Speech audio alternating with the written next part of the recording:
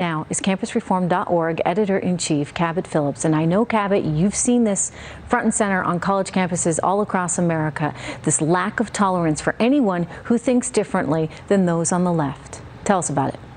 Yeah, well, there's this kind of cycle that happens on college campuses, and I do think it's brewing out into the mainstream, where students start by saying anyone we don't like is a Nazi. And we can all agree that Nazis, we should shut them down by any means necessary because we're fighting fascism, right? And they get people to agree with that. Well, then all they have to do is convince everyone else that anyone they don't like is a Nazi, anyone they don't like is a fascist, and that now makes their violence against those people justified. It now makes them seem as if they're fighting a noble cause because, after all, they're fighting fascism. And that's the dangerous thing when we normalize terms like that. We normalize these ridiculous and insightful things like that. And I scrolled Twitter after this most recent attack in Florida. I scrolled Twitter for 15 minutes before I saw a single story about this. We both know if the roles were reversed, if there's a man with a MAGA hat driving his car through a crowd of Bernie Sanders supporters, that'd be front page news. It'd be trending on every single social media network because it would be a big story.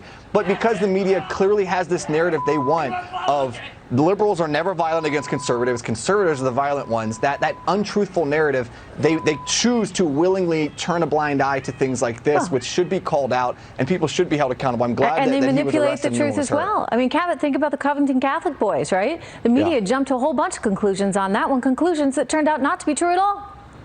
And there's never any accountability when those things do happen. And so they blow things out of proportion when it's the right, and they choose to willfully ignore them when it's coming from the left. And I do think that this kind of thing, it comes to a head at a certain point. And I do think you're right when people are going to have to fight back against this, not with violence. They should not do that, not with hate, not with name calling, but with votes. And I think that average people, when they sit back and see this type of thing happen, they say, I don't want to be on the side of people saying kick them when they're down. I don't want to be on the side of people labeling half of America racist, terrible people. I want to be on the side of the people that are going out there using their voice, voting the right way. That's what we should be encouraging. And I do think this is going to have an impact at the ballot box. Cabot, really good to see you tonight. Thank you so much. All right, we've got a lot more coming up. Far left squad member Rashida Tlaib saying she felt triggered by the president's State of the Union speech.